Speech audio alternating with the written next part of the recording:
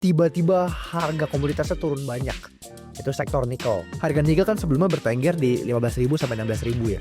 Sekarang turun ke 14.400. Bukannya EV itu naik banyak banget, kok nggak bisa meng-catch up demand-nya? Tapi bisa nggak dari nikel itu diolah hanya menjadi baterai? Baterai ini bisa meningkatkan demand dari nikel. Perusahaan ini kan lagi pada ekspansi, banyak yang lagi melakukan ekspansi ya. Kita ambil contoh misalnya kayak NCKL. Ini pemerintah mulai intervensi. Kenapa? Karena memang kondisi industrinya oversupply.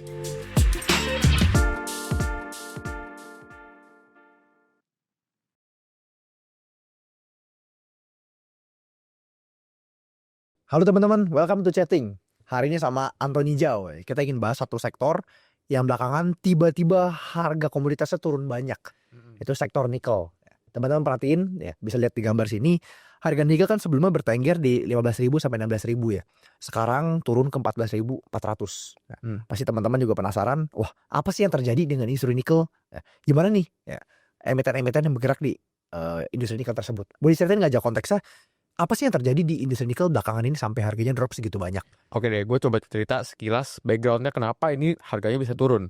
Ya, buat teman-teman yang belum tahu, jadi Indonesia ini kan memang pemain terbesar nikel saat ini ya. Kita punya cadangan mungkin 50% lebih dari cadangan dunia. Lalu kita juga produksinya naik signifikan. Ya, sampai posisi sekarang tuh kita kurang lebih di sekitar 50-60% produksi dunia. Ya, Indonesia ini naikin produksi cukup banyak, sedangkan memang demand-nya nggak naik sebanyak itu. Jadi ya namanya komoditas ya Jo ya, supply demand. Kalau supply-nya naik banyak tapi demand-nya nggak bisa catch up, ya udah harganya turun. Kurang lebih seperti itu. Nah, mungkin saya mau cerita dulu, nikel ini kan sebenarnya dibagi dua Jo. Ya, ada nikel kelas 1, ini adalah nikel yang lebih murni gitu ya istilahnya. Ini yang digunakan untuk baterai. Nah, ada juga nikel kelas 2. Ini yang digunakan untuk bahan baku stainless steel. Nah, selama ini mungkin sekitar 2-3 tahun terakhir, itu story-nya udah kelihatan Jo. Kalau memang karena produksi Indonesia yang naik banyak ini, makanya nikel si yang pembuat stainless steel itu udah mulai oversupply. Ya, karena memang kita lihat di kondisi global ya, stainless steel itu produksinya udah nggak naik banyak. Ya kurang lebih di sekitar 55 sampai 60 juta ton lah per tahun. Udah nggak naik banyak stainless steel. Makanya kalau kita bahan bakunya itu naik banyak, ya si nikel kelas 2 itu, ya otomatis sudah pasti harganya turun, oversupply. Nah, tapi belakangan ini, itu kan EV naik banyak nih, ya electric vehicle naik banyak. Ini menjadi namanya apa ya, demand tambahan. Makanya nikel belakangan ini lagi hot, lagi banyak yang mau produksi nikel. Jadi intinya oversupply Jo. Oversupply. Nah, oke. Tapi pasti teman-teman banyak yang bilang nih Jauh, bukannya EV itu naik banyak banget, kok nggak bisa meng-catch up demand-nya? Padahal di jalanan semua negara EV itu kan naik banyak banget. Mungkin lu boleh ceritain nggak dari angle komposisinya itu bagaimana? Kok bisa-bisanya EV naik banyak banget, tapi tetap oversupply? Oke, nah mungkin saya mau cerita mengenai EV secara lebih general dulu ya. Jadi kalau dulu di China ya, China kan ini salah satu negara yang populer untuk EV-nya ya. Mereka produksi banyak EV, mereka juga produksi banyak baterai. Dulu di China itu, mereka produksi EV itu cukup banyak, bahkan sebelum 2020, sebelum nikel ini booming. Nah, saya mau cerita dulu, ada 2 jenis baterai. Ya, jadi baterai itu kan banyak jenis. Ada yang kandungannya pakai nikel, ada yang non nikel. Ya, mungkin kalau teman-teman tahu, yang nikel ini terkenal yang biasa kita sebut namanya NMC. NMC itu yang pakai nikel baterainya. Lalu ada juga jenis baterai lain yang nggak menggunakan nikel. Ini mungkin kalau teman-teman lihat itu banyak yang pakainya LFP. Itu jenisnya. Pada zaman dulu, baterai untuk EV itu lebih populer NMC, terutama di China. Ya kan? Jadi kita mau tahu kenapa dulu NMC ini yang pakai nikel ini populer. Dulu kalau kita pelajari ya, China itu memberikan subsidi ya. Jadi mereka tuh berikan subsidi untuk EV atau mobil-mobil listrik dengan range tertentu. Jadi kalau misalkan range-nya misalkan 500 km nih, di atas 500 km mereka baru dapat subsidi. Nah, makanya kalau kita tahu itu, mereka tuh banyak yang pakai NMC. Kenapa? Karena baterai-baterai yang pakai nikel ini, yang jenis NMC, itu biasanya lebih energy density-nya lebih bagus. Jadi untuk baterai yang ukurannya sama, dia punya kapasitas lebih besar, bisa jalan lebih jauh. Oke. Jadi kurang lebih begitu. Jadi memang untuk baterai ini juga ya nggak semuanya itu pakai nikel, meskipun banyak yang pakai nikel gitu kan. Yes. Tapi rupanya bisa dicampur dengan mineral lain juga. Dan mungkin sebagai tambahan juga teman-teman jangan berpikir oke EV naik, demand nikel naik. Kenyataannya kalau memang perusahaan itu mau membuat baterai itu kan perlu nikel. Tapi bisa nggak dari nikel itu diolah hanya menjadi baterai? Jawabannya nggak bisa. itu akan ada yang keluar sebagai stainless steel juga. Ya, Bener kan? betul. Nah itulah yang membuat kenapa mungkin ya stainless steel itu oversupply gila-gilaan, karena pas mereka mau ngebuat baterai, corong ini juga keluar terus nih menjadi stainless steel. Mungkin lu boleh kasih pandangan lu gak jauh mengenai fenomena ini, dan kira-kira kalau misalnya seperti ini, kan demand nikel sebenarnya ada dua kan, stainless steel dan juga baterai. Betul. Memang paling gede itu nggak bisa kita pungkiri stainless steel, cuman udah nggak growing signifikan nih. Per tahun mungkin sekitar 4%, 5%. Ya. Sedangkan yang baterai ini memang growingnya tuh secara persentase signifikan. Cuman marketnya kan jauh lebih kecil dibandingkan dengan stainless steel. Nah, dengan fenomena seperti ini, mau nggak mau kan mereka sekalinya ekspansi, dua-duanya Ya. kelibas nih. Nah, Betul. pandangan lu gimana mengenai fenomena ini, Jauh? Dulu kalau kita tahu ya, baterai mungkin bisa catch up demand-nya ya, karena EV lagi populer, baterai kita perlu nikel. Makanya diharapkan kalau proyeksi-proyeksi orang itu ya, baterai ini bisa meningkatkan demand dari nikel. Nah, kenyataannya tadi yang saya cerita, baterai itu nggak semuanya dibuat dari nikel. Ada yang jenis lain yang mungkin populer LFP tersebut. Sekarang itu kalau teman-teman lihat, trennya itu mulai bergeser. Yang tadinya itu banyak pakai nikel ya, sekarang mulai populer yang LFP. Kenapa? Mungkin yang pertama dulu, LFP ini diproduksinya lebih murah ya. NMC itu lebih mahal kurang lebih 30% lah dari LFP. Itu pertama. Jadi orang-orang tuh cenderung memilih jenis baterai dengan harga lebih murah. Otomatis kan harga EV-nya juga lebih murah. Itu pertama. Lalu namanya baterai ya, ini kan berkaitan sama teknologi ya. Karena ada development beberapa tahun terakhir, LFP ini yang tadinya mungkin jauh lebih tidak kapasitasnya tidak sebaik yang nikel, sekarang tuh karena perkembangan teknologi itu sudah mulai catch up. Jadi secara harga lebih murah, tapi secara efisiensi juga udah mulai mirip-mirip sama yang pakai nikel. Makanya kalau teman-teman lihat sekarang mobil-mobil ya, terutama mobil yang dari China, itu udah banyak kan pakai LFP.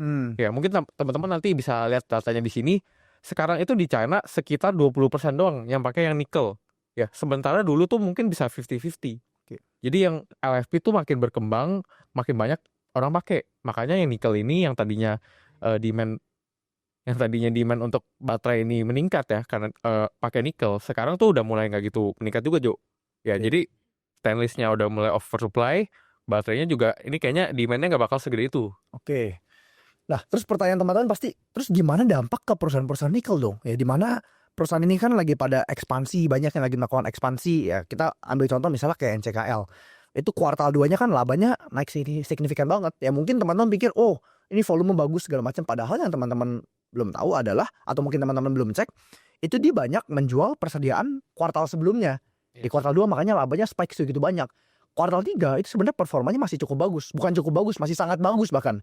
Cuman mungkin ya market pada pikir, oh ini lebih jelek daripada Q2. Ya sekali lagi Q2 itu naiknya banyak karena one off, banyak penjualan inventory daripada Q1. Nah pertanyaannya, perusahaan-perusahaan nikel seperti NCKL, DKFT dan segala macam, ke depannya gimana nih dengan penurunan harga nikel ini? Dampak ke perusahaan-perusahaan nikel seperti apa? Oke deh. Kalau kita ngomong perusahaan nikel, itu kita coba lihat dulu perusahaan ini main di supply chain yang mana, ya kan? Nikel ini ada yang dari tambang, lalu naik lagi ke smelter, baru produk yang lebih turunan. Nah, kondisi sekarang itu sebenarnya untuk tambang nikel masih cukup oke. Kenapa? Karena peningkatan pembangunan smelter ya. Di Indonesia kan bangun smelter banyak banget nih beberapa tahun terakhir, bahkan planning ke depan pun masih cukup banyak. Ya, jadi yang terjadi adalah biji nikelnya yang produk dari tambangnya itu malah shortage. Kebalikan sama produk yang turunannya oversupply, biji tambangnya malah shortage. Makanya kalau kita lihat perusahaan-perusahaan nikel yang punya tambang cenderung lebih bagus kinerjanya. Main di hulu berarti ya? Betul. Karena memang dia bisa secure bijinya dengan margin yang lebih bagus. Sedangkan kalau kita lihat bisnis nikel lain yang mungkin mainnya lebih ke hilir ya, smelter dan sebagainya, terutama yang RKF nih ya, yang jualannya buat yang stainless steel, itu sekarang tuh cenderung kesulitan mencetak profit. Kenapa ya? Karena harga nikelnya turun. Kurang lebih begitu untuk industri nikel. Jadi kalau kita lihat perusahaan ya, kita mau lihat kira-kira nih mainnya di mana aja, Jo. Ada tambang atau enggak? Itu kuncinya. Jadi ada sedikit kemiripan dengan sawit sebenarnya, Jauh ya. Iya, Yang pegang hulunya banyak, ini yang juaranya nih. Betul. Pegang hulunya banyak, cadangannya banyak, ini yang calon-calon rajanya. Karena refinery udah ya marginnya udah nggak begitu banyak lah. Added value-nya kan juga udah mirip-mirip, sudah jadi komoditas maksudnya refinery itu. Dan kalau kita lihat pasti kan banyak teman-teman yang nanti ini, wah perusahaan A lagi ekspansi refinery, perusahaan B lagi ekspansi ya. Kita bilang harus hati-hati ya. Kenapa hati-hati? Boleh kasih tahu, Jauh. Oke. Di Indonesia nih, kalau teman-teman lihat di planningnya Menteri ESDM gitu ya, itu ada planning pembangunan smelter yang cukup banyak. Jumlahnya cukup banyak sehingga kita rasa pembangunan smelter ke depan tuh tinggi. Nah, buat teman-teman yang lagi lirik perusahaan tertentu misalnya, itu kan mungkin salah satu tesis gitu ya, tesis teman-teman berinvestasi di sana kan adalah ada ekspansi di sana, ada pembangunan smelter A, smelter B. Nah, teman-teman harus lihat secara pasti gitu ya, apakah pembangunan ini jalan sesuai target atau enggak. Karena kalau dengar-dengar ya, ini pemerintah mulai intervensi. Kenapa? Karena memang kondisi industrinya oversupply, supaya nggak oversupply bagaimana ya mereka intervensi. Ya pembangunan smelternya mungkin sedikit di-cut, ya kan. RKAB juga kita tahu ya, dari segi tambangnya juga banyak di-cut oleh pemerintah. Jadi dari segi smelter juga kita harus cek apakah pembangunan smelter di perusahaan tertentu yang kita mau lihat ini rencananya sesuai atau enggak, On track nggak gitu ya? kontrak atau enggak. Ya, karena at the end ketika kita menantikan suatu ekspansi perusahaan itu harus kita follow terus. Nggak bisa kita sekali ngeliat, oh ekspansi jadi tahun depan. Tahun depan laba bakal sekian. Ya, namanya bisnis kan nggak semudah matematika gitu. Bukan 1 tambah 1 sama dengan 2. Dan anyway ini baru wacana ya. Setahu saya sih belum ada ketok palunya. Cuma sekarang lagi cukup ramai diberitakan, disuarain. Intinya smelter nikel, smelter RKEF ke depannya mulai dibatasin. Dan tentunya kalau memang perusahaan nikel yang kita lirik ini memiliki banyak ruang ya, atau memiliki banyak kontribusi terhadap smelternya, ataupun kedepannya laba mereka bakal banyak didominasi oleh smelter tersebut. Nah ini kita harus lebih berhati-hati karena bisa jadi ya penambahan labanya kedepannya nggak sesignifikan itu. Sedangkan kalau perusahaan-perusahaan yang mungkin mainnya di tambang mungkin masih lebih ya sedikit lebih diuntungkan lah, masih nggak se-worry itu mungkin. Ya. Mungkin itu sedikit update ya dari sektor nikel. Dari lu ada tambahan nggak nih Jauh buat teman-teman yang lagi pelajaran sektor nikel? Ada PR nggak buat mereka? Oke, Yang harus di follow apa aja? PR ya. Mungkin kalau saya boleh kasih PR, ya teman-teman boleh coba pikirkan kira-kira demand nikel ini ke depan seperti apa. Ya kan? Kita tahu sama-sama untuk yang stainless steel hingga saat ini masih oversupply. Ya, rasanya sih produksi stainless steel dunia juga kayaknya saya nggak menemukan apa yang bisa meningkatkan banyak gitu. Jadi bisa memberikan demand gitu.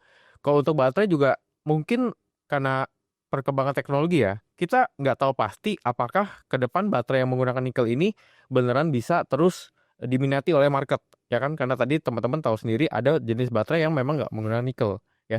Jadi I think PR buat teman-teman boleh coba pelajari itu, Jo. Oke, kalau teman-teman mau tahu jawaban PR-nya makanya subscribe gitu. Oh, Ya iya. di grup ntar dikasih pandangannya langsung. Betul, Ya kan? betul. Karena ada seminggu sekali ya kita sharing-sharing lah, ada pandangan kita apa mengenai sektor ataupun saham tertentu. So that's it teman-teman, ini quick update aja untuk sektor nikel. Kalau teman-teman suka dengan format ini ya kita quick update di sektor tertentu. Coba teman-teman boleh tulis di kolom komen ya, suka format ini dan sektor apa lagi atau emiten apa lagi yang mau kita quick review lah, kita sebut, bahas secara singkat update terbarunya seperti apa, kedepannya seperti apa, tentu dengan kacamata value investor. So pasti teman-teman ya klik link di bio juga untuk join free trial kita, karena di free trial tersebut teman-teman bakal dapetin materi secara gratis, itu nggak ada pungutan biaya sama sekali. Dan teman-teman kalau nontonin secara bertahap ya pelan-pelan dari awal sampai akhir, saya jamin 100% ya fondasi investasi teman-teman itu udah jauh lebih bagus daripada orang-orang yang di luar sana yang mungkin baru mulai belajar invest atau invest tahun, 2 tahun, 3 tahun tapi tanpa arah yang jelas. Ya teman-teman pastiin nonton kurikulum kita di free trial dan itu akan menjadi bekal yang sangat membantu teman-teman dalam perjalanan investasinya. So thank you teman-teman, ya jangan lupa klik like, comment, dan subscribe. See you on the next video. Bye-bye.